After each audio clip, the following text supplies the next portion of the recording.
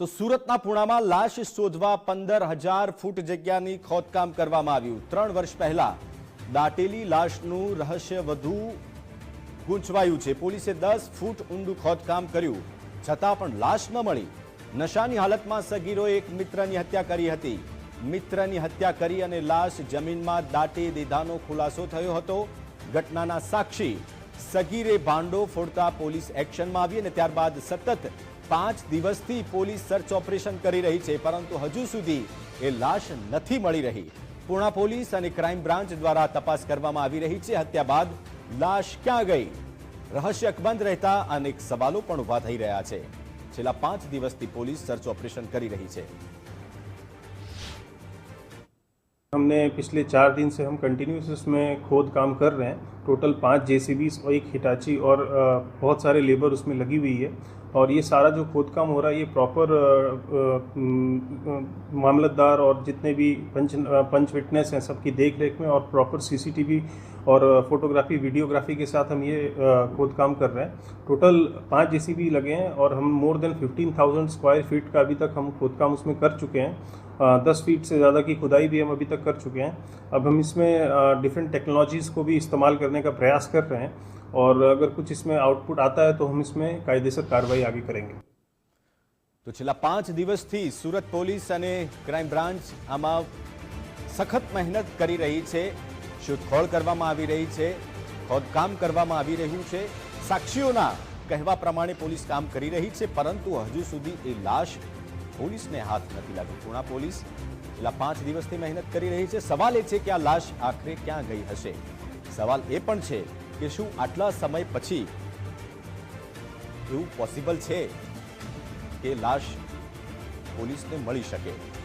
3 વર્ષ પહેલા આ લાશ દાટી દેવામાં આવી હતી। ત્યારબાદ આરોપીઓને પકડવામાં આવ્યા, એમની પૂછપરછ કરવામાં આવી અને પૂછપરછમાં એવું ખુલ્યું છે કે વ્યક્તિને દાટી દેવામાં આવ્યો હતો, તો એના મિત્રએ જ હત્યા કરી અને લાશ જમીનમાં દાટી દીધી હતી।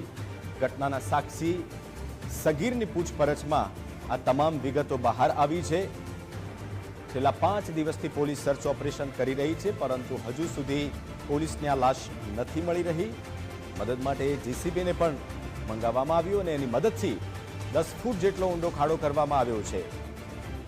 3 વર્ષ પહેલાની ઘટના, એક મિત્રએ જ મિત્રની હત્યા કરી હોવાનું ખુલ્યું છે।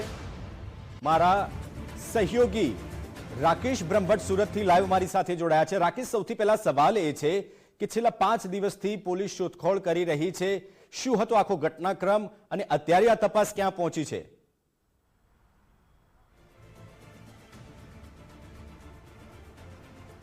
બિલકુલ, સૌપ્રથમ તો એ ઘટના સ્થળની જે તસવીરો છે તે બતાવવાનો પ્રયત્ન કરીશું કે જ્યાં છેલ્લા 5 દિવસથી પોલીસ છે તે 3 જેટલા જેસીબી મશીન અને એક હિટાચી મશીનની મદદથી આ ખોદકામ છે તે કરી રહી છે। હજી પણ પોલીસને જે સગીરની કોઈપણ પ્રકારની ભાળ મળી નથી અને તેને લઈને ગાંધીનગરની એક્સપર્ટ ટીમને પણ છે તે બોલાવવામાં આવી છે।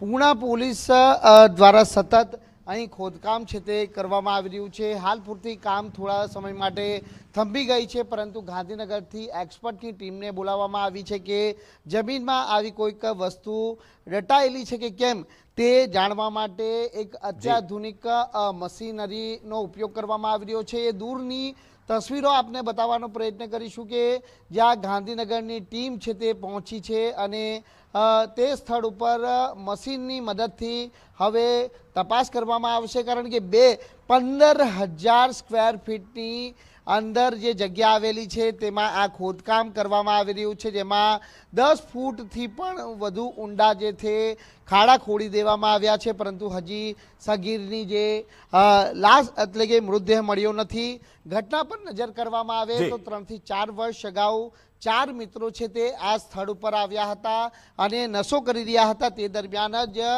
જે છે તે માથાકૂટ થઈ હતી અને 4 પૈકીના એકને છે તે મોતને ઘાટ ઉતારી અહીં દાટી દેવામાં આવ્યો હતો। રાકેશ, સવાલ એ છે કે શું આખા ઘટનાક્રમમાં જે તપાસ થઈ રહી છે, સ્વાભાવિક છે કે જે આરોપીઓ પોલીસે પકડ્યા છે એમના નિવેદન અથવા એમની પૂછપરછના આધારે થઈ રહી હશે, તો શું ક્યાંક એવી પણ કોઈ શંકા છે પોલીસને કે જે સાક્ષીઓ છે અથવા જે આરોપીઓ છે એ ક્યાંક પોલીસને ગુમરાહ કરી રહ્યા હોય. અને સવાલ બીજો એ પણ છે કે શું એવું શક્ય છે કે 3 વર્ષ પછી પણ એ ડેડ બોડી એની એ જગ્યાએથી મળી શકે?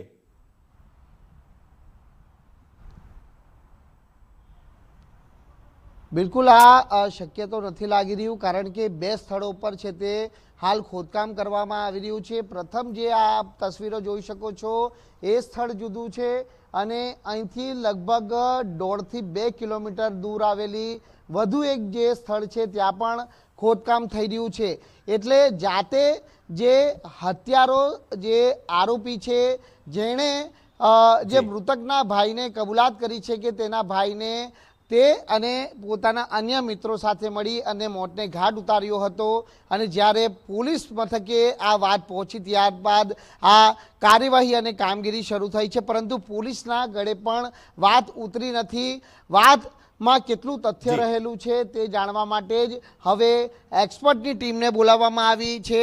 એટલે બંને સ્થળો પર જે અત્યાધુનિક મશીન છે એ મશીનની મદદથી હવે જમીનમાં ક્યાંક આવી વસ્તુ અથવા તો મૃતદેહ દટાયેલો છે કે કેમ તેની તપાસ છે તે કરવામાં આવી રહી છે. એટલે પોલીસ તપાસના અંતે મોટો ખુલાસો થઈ શકે તેમ છે, પરંતુ હાલ પોલીસ પણ છે તે હવે ચક્રાવે ચડી છે, કારણ કે જે 3 થી 4 વર્ષ બાદ જ્યારે આ પ્રમાણે કોઈ સગીર મૃતકના ભાઈ પાસે જઈને કહે છે કે તારા ભાઈની હત્યા અમે જ કરી છે, એટલે આ વાત ગળે ઉતરે તેમ નથી. પરંતુ પોલીસ તપાસ બાદ હવે શું ખુલાસા બહાર આવે છે તે જોવું રહ્યું. જી બિલકુલ રાકેશ, ખૂબ ખૂબ આભાર તમામ માહિતી આપવા માટે. તો અમારા સહયોગી રાકેશ બ્રહ્મભટ્ટ સુરતથી લાઈવ આપના સુધી તમામ અપડેટ પહોંચાડી રહ્યા હતા.